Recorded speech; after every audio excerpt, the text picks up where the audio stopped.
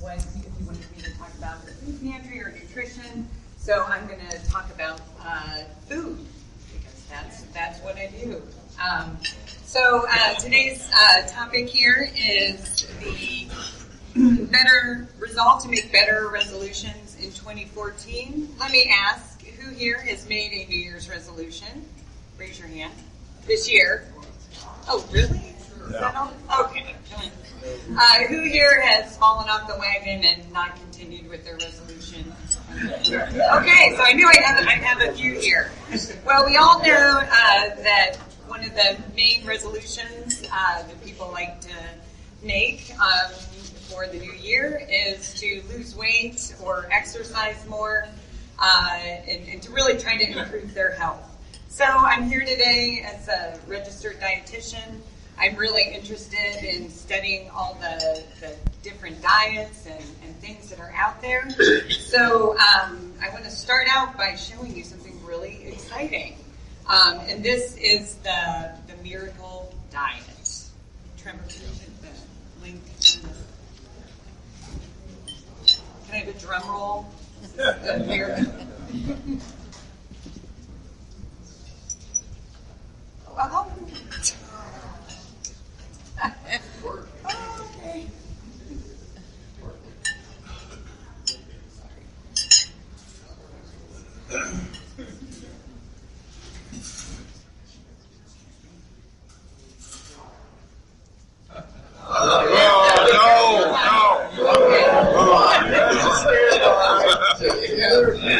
This is a tough club. Oh, it is.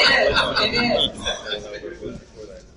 Okay. Well, while we're getting this queued up, I'll tell you about the Miracle Diet. It's here we go. The Flab Killer. What do we think about the Flab Killer?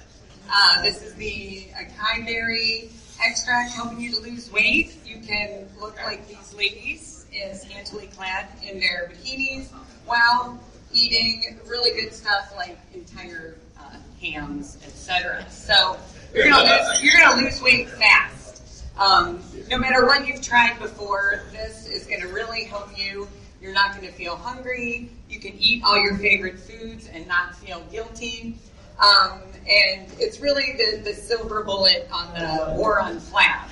And you can see down here we have our testimonial to the left.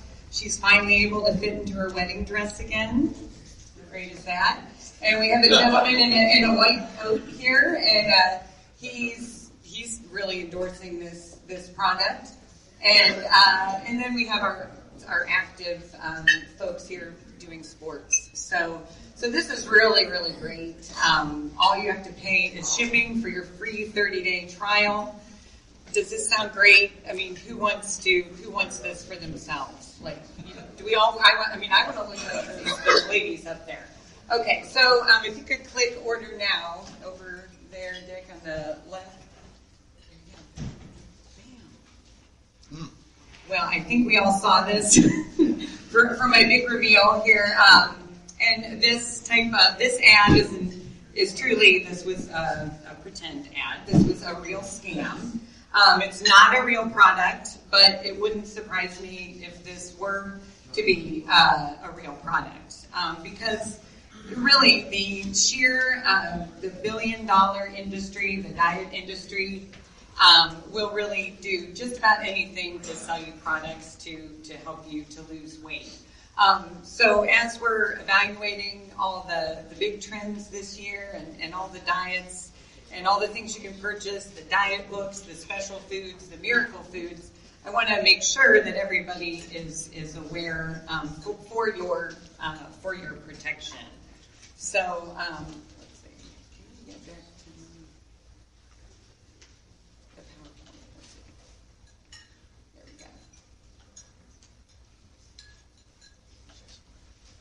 go. Okay, thank you. Okay, so just as you're evaluating, you want to make sure that you protect yourself as a consumer and to protect your health. And you always want to consult a healthcare professional before you start a weight loss program. And someone can help you to come up with a realistic plan that's going to work for you. And number 2, to help protect yourself from the likes of the flab buster, is to set realistic expectations. Oftentimes, we're really swayed by things in the media. I was watching the Today Show earlier this week because I was at home because of the temperatures. And, I saw they have someone who's going to go have a 6-pack in 6 months. So that might be realistic, or it may not. But I think you have to think about really rapid weight loss and drastic changes, or maybe unrealistic, and you may be unable to support those. So they can be dangerous, and it can set you up for disappointment. And also make sure that you know who you're dealing with before you're making any type of payments, and protecting yourself as a consumer, that it's a reputable type of product. But truly, my main point on this slide is, if it sounds too good to be true, it probably is. Okay, so when we talk about eating healthy, we want to think about what does work. And I've been a dietitian for over 14 years. I've done a lot of nutrition counseling with folks, and I've heard just about everything. Part of the assessment when you're looking into someone's diet is you ask them what they're currently eating, what their current intake is, and believe me, mostly what I've heard that folks are eating is skinless chicken breasts, broccoli, and rice. That's what they're telling me. And I'll never forget the time I was at someone's home doing a home visit, and I saw under her recliner she had an entire Pepperidge Farm, like a sleeve from a cake there. So, oh sure. And she just could not figure out why she wasn't losing weight. So I think when we think about being honest with ourselves and thinking about taking behavior changes that we can do slowly to have our best health, and being honest is really the way to go. So it takes about 21 days to form a habit. So what is today, the 8th of January? So if we started something on January 1st, it takes about 3 weeks really for something to become something that you can incorporate into your daily life. And this, the research on that 21 days came from smoking cessation programs, as well as they looked into health changes regarding diet and exercise. So you don't want to take on too many changes at once, but if you want to have a healthier 2014, definitely start thinking of ways that you can work on portion sizes, eating more fruits and vegetables, and getting some physical activity. So those things, they don't sell books, and no one's doing mail order miracle. They're no miracle, but time and time again, what we have seen is energy in versus energy out equals your weight balance. And I wish there was something more exciting that I could say, but I think we all know this in our heads, but it's easy to be swayed by some of the promises that we see on TV and celebrities, etc. Remember that it's okay to fail if you set out to make some of these changes.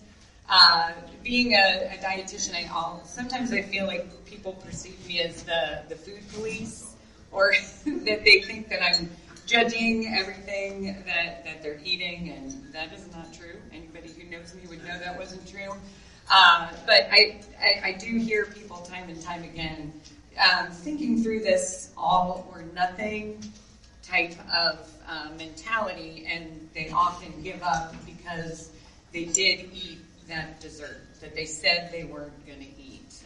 Trevor and I were talking about chocolate right before this. Chances are, if you love chocolate and you give up chocolate, all you're going to think about is what? Chocolate. With mousse, chocolate, Hershey, any kind of chocolate.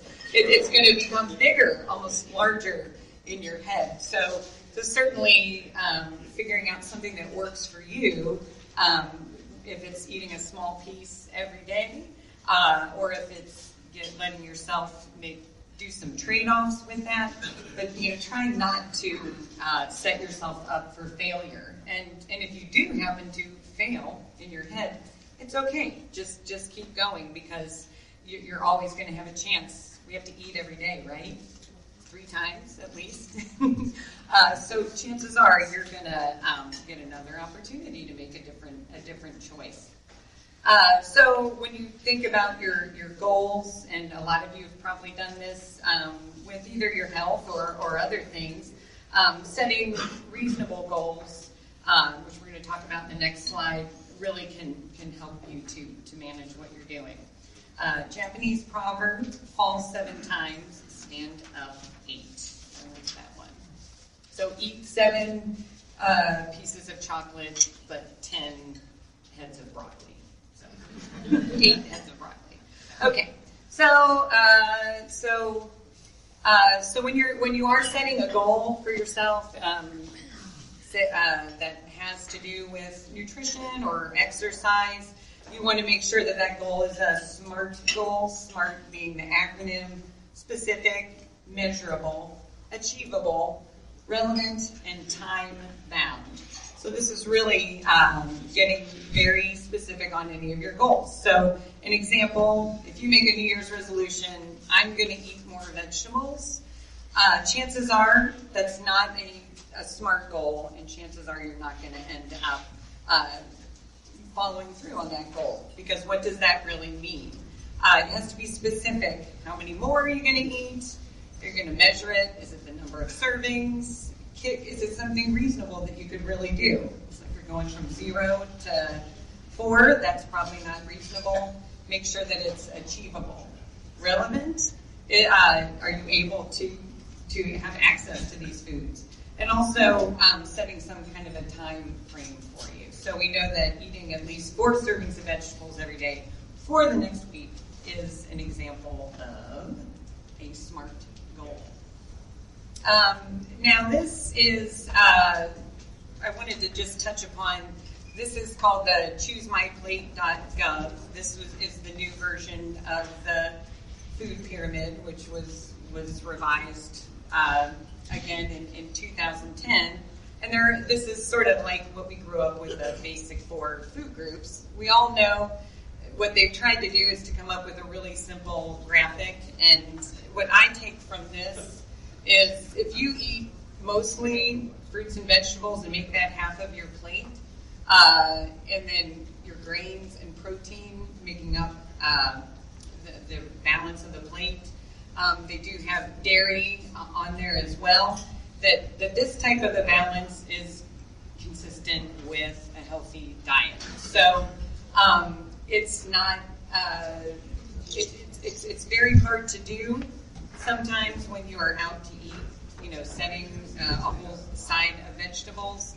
But I noticed over here, if you did the salad and those the peppers, and could make that half your plate, a small serving of the pasta, and then the sauce. I had the sauce with the meat. It was pretty easy to follow this. So if you want to think about how to really manage your portions, just think about your plate right there. And also, just wanted to say that a healthy meal plan really can be for anyone. There's no magic to it.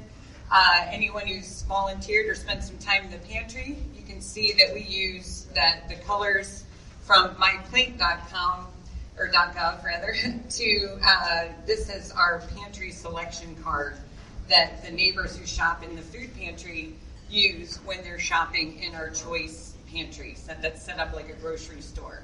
So you can see it's pretty heavy on the fruits and vegetables, and then there's different choices as far as your proteins, and then the amount of grains is about a quarter of what you're getting in the fruits and vegetables.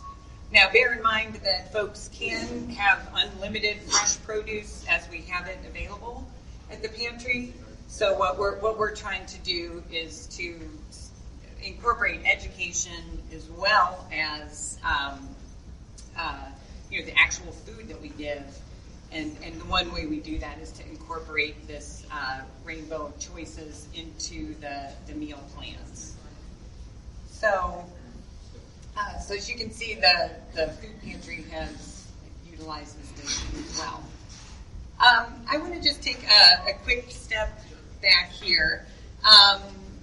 So I've talked about a lot of stuff that is extremely general, and setting goals, maybe things that we already knew, etc. So I do want to open up to find out what kind of questions anybody wants to ask the dietitian. And while I can't give you specific answers, if it's about a specific health condition, I'd be happy to address those. So does anybody have a question? Concerning fruits and vegetables, does from a narrow nutritional standpoint, is there any advantage of what is the advantage of fresh fruit and vegetables over canned or frozen? Oh, that's a great question. Fresh is 100%. It's always going to be best to get fresh. And then I'd say your second best would be frozen, and then canned with no salt added would be the third tier, and then getting your other canned vegetables. But you really want to look for the no in its own juice when you're talking about fruits, or no salt added in the canned. So, but I have to say, oftentimes people will hear that message and they'll say, "Oh, that canned vegetable is terrible for me. I'm not gonna eat it." But truly, it's better than some other things that you could be eating. So a lot of times people want to make a food a good or a bad food, but I think all foods can fit if you try to focus on the fresh. So when fresh is available, always want to do fresh, and a wide variety of colors too. Yes. As a dietitian, how much exercise every day do you recommend? Oh, that's a good question. We recommend, always consult your physician before starting an exercise program.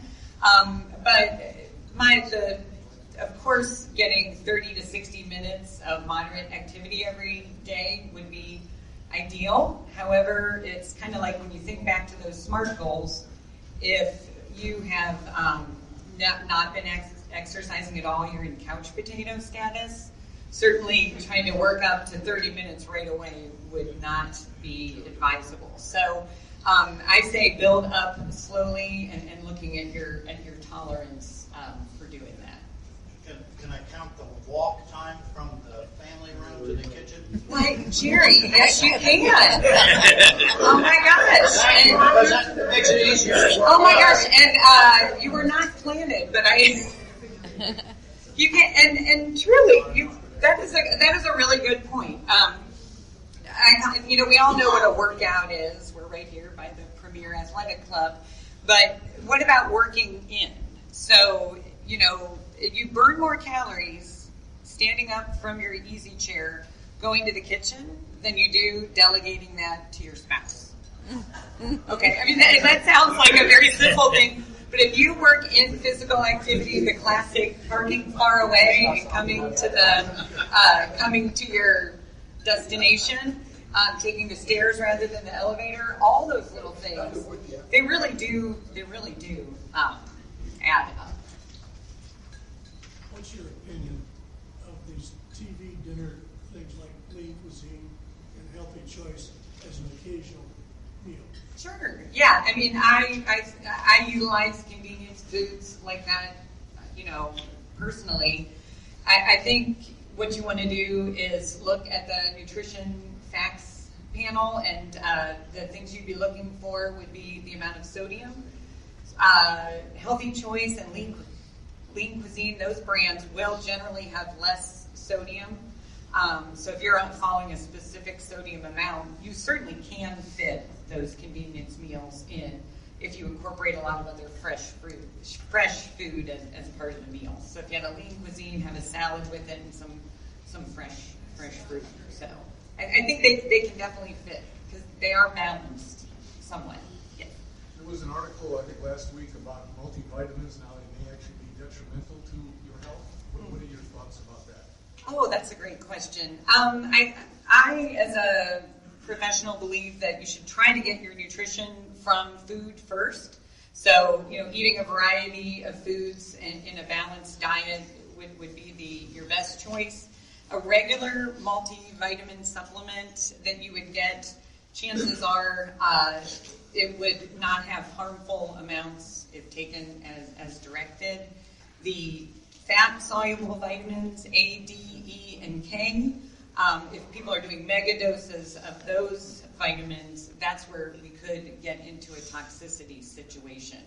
I think one of the I haven't read that article, but I would say maybe one of the dangers of a multivitamin would be people thinking they could just rely on the multivitamin and have a really crummy diet. If you had Pop-Tarts, but you ate your multivitamin, it doesn't, or, you really, there are things that we get from foods themselves that they don't even know how it all works. So, what is the compound in that food that is making it absorb in your body. So a multivitamin is not an insurance policy for, an unhealthy diet. So,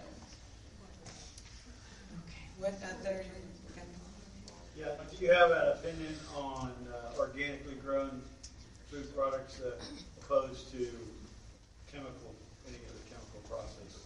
Sure. I certainly think that organic products grown without pesticides and chemicals, they're certainly very healthy.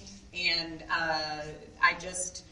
if people cannot afford them, I would want to make sure that I don't want people to not eat fruits and vegetables just because they're not organic. So if it fits in your food budget, there's certainly a great thing to purchase. How about GMO products? That one, I think as we're learning more, I think that people do have the right to know where their food comes from and how it was produced in a transparent way, and then they can make those decisions themselves. So I think from my wearing my hunger hat, when I think about access to food and the food supply, I certainly think it's, how can we get the most robust food sources to the people? But I think people do have the right to know those things. Okay, I'd like to follow up on that. Are you aware of any specific nutritional disadvantages from eating conventionally grown produce or genetically modified produce? Because this stuff has been around for many years now. Mm-hmm. People have been criticizing it, and I'm in an agricultural economics department, and so and I have not seen any evidence that these products are harmful in any way, shape, or form. Right.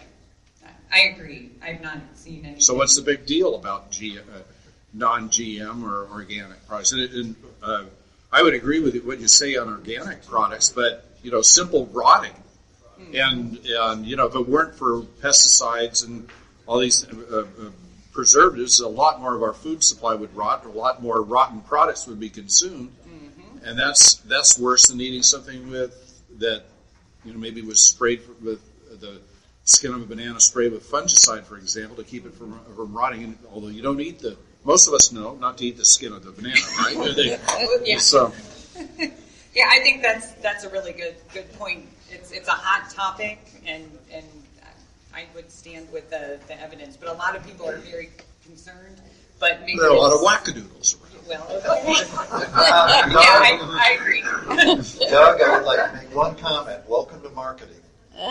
Okay, because the GMO stuff is mostly marketing, in my personal opinion. Yeah.